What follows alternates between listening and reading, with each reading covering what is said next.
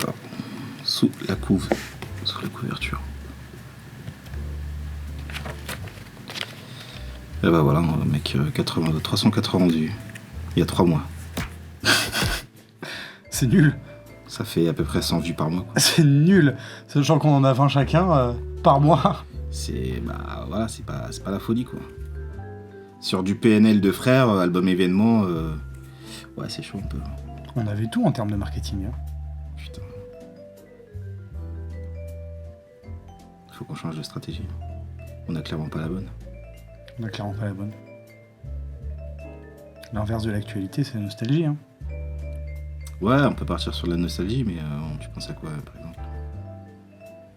Je crois que j'ai une idée. J'ai faim.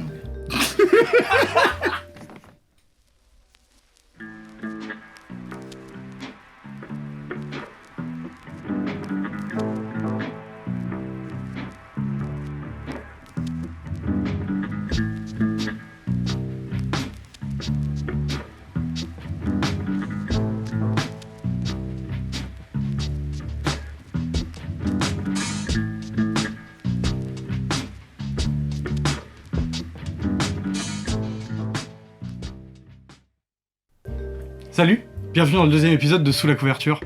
Bon, le premier épisode avec la carte de l'actualité et PNL, il a moyennement fonctionné, et vu que tout ce qui nous intéresse c'est l'oseille, on va plutôt jouer cette fois-ci la carte de la nostalgie.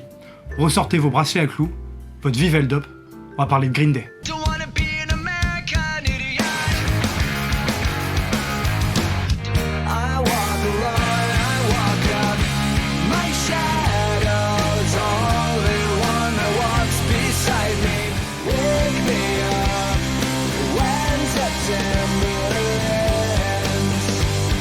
On va très rapidement réintroduire qui est Green Day.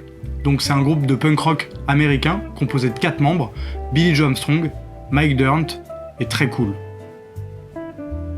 Écrit très T-R-E cool.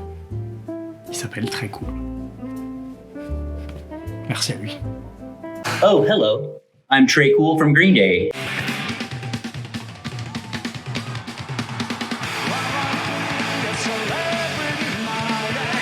C'est un groupe qu'on connaît depuis la fin des années 90 à peu près. Ils ont sorti 10 albums studio jusqu'à aujourd'hui. On va pas s'intéresser au troisième, Dookie, qui est probablement l'un de leurs plus connus et l'un de leurs plus importants. Non, on va s'arrêter sur le 7ème, qui est sorti en 2004. Alors, est-ce qu'on peut resituer 2004 vite fait? Oh putain, avec plaisir on va resituer 2004. Alors 2004, qu'est-ce que c'est 2004, on a le lancement de Facebook. Et ça, c'est pas rien. Well, Senator, once again, we don't sell any data to anyone.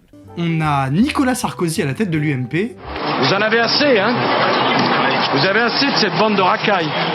On a le lancement de World of Warcraft. Je m'appelle Alexandre Astier, je suis un paladin. Et toi? À quoi tu joues? On a le troisième Harry Potter, Prisonnier d'Azkaban. Et alors par contre des choses un peu moins rigolotes mais qui nous intéressent plus aujourd'hui, on a la réélection de Bush et la guerre en Irak. My fellow citizens, at this hour, American and coalition forces are in the early stages of military operations to disarm Iraq, to free its people, and to defend the world from grave danger. Alors c'est un album qui arrive dans un contexte un petit peu particulier, c'est-à-dire qu'ils viennent d'enchaîner 3 échecs commerciaux depuis Dookie. Du coup, ils reviennent avec quelque chose de totalement inédit, c'est-à-dire un album concept sous forme d'opéra rock. L'histoire de l'album suit Jesus of Suburbia, un adolescent anti-héros divisé entre rage et amour. À travers son intrigue, l'album exprime la désillusion et la dissidence vécue par une génération qui a grandi pendant la guerre en Irak. Bang bang. Pour faire cette cover, Green Day a donc fait appel à un artiste, Chris Billheimer. Alors la recette d'American Idiot, ça va être 3 couleurs, du noir, du blanc, du rouge, une grenade en forme de cœur, qui peut représenter évidemment la vie, la mort, l'amour, la haine, la tristesse, la passion, et puis évidemment le bras levé, le poing levé en signe de contestation. Mais toujours le point levé. Viser la lune, ça me fait pas peur. Bon, il est évident pour nous que la couverture s'inspire de l'imagerie de la propagande, et notamment la propagande communiste. D'ailleurs, c'est pas les seuls à l'avoir fait. Rage Against the Machine l'a fait avec Battle Los Angeles, ou bien même Jean-Luc Godard avec La Chinoise. Où est-ce qu'on va avec toutes ces explications ? Eh ben, Green Day, pour faire cette cover, ils utilisent un symbole. Comme on le disait, c'est un symbole qui est rattaché à la propagande et aussi à la contestation. Et c'est pas simplement notre interprétation à nous. Green Day a eu l'envie de cette cover en voyant une affiche de propagande communiste chinoise dans une galerie d'art à Los Angeles. Quant à lui, Chris Bilheimer s'est inspiré de l'affiche de l'homme au bras d'or et aussi d'une phrase de l'album. And she's holding on my heart like a hand grenade. Like a hand grenade. Bon, où est-ce qu'on va avec tout ça ? Eh ben, Green Day, pour cette cover, ils utilisent un symbole. Symbole qui est, comme on le disait, lié à la propagande communiste et aussi à la contestation. Mais certes, la propagande a toujours fait partie de l'univers de Green Day, mais c'est pas ce qui fait ADN chez eux. Et dans cet album, c'est toujours pas le cas finalement quand on l'écoute. Ça parle de sujets contestataires, mais c'est vraiment pas le sujet principal. Et c'est bien là le risque d'utiliser un symbole.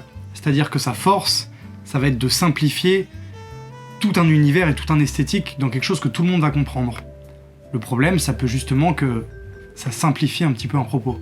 Mais ce qui peut être intéressant avec cette couverture, c'est finalement qu'elle donne une autre clé de lecture à l'album. Certes, la contestation est un élément qui fait partie de l'ADN de Green Day, mais qui a jamais été central. Et grâce à toute l'imagerie de cet album, ils vont pouvoir véhiculer tout cet aspect contestataire, notamment par le clip Wake Me Up When September Ends, qui à la base parle de la mort du père de Billie Joe Armstrong, mais qui dans le cas présent va parler du départ d'un jeune à la guerre. I walk alone, I walk just ouais. T'avais vu ça ? Apparemment, avant de faire l'album American Idiot, ils avaient enregistré un autre album qui s'appelle Cigarette and Valentine, qui était censé être American Idiot. Et ils ont tout perdu, et ils ont décidé de tout réenregistrer. Faut croire que la spontanéité, ça marche. Ah oui, mais en fait, c'est même pire. C'est qu'en 2016, ils ont confirmé qu'ils avaient retrouvé les rushs de ce premier album. Ok. Et en fait, ils ont décidé de garder ces rushs-là pour des nouvelles chansons. Recyclage, mon gars. Green Day écolo. Ah, de ouf. Green Day tous les jours. Green Day tous les jours.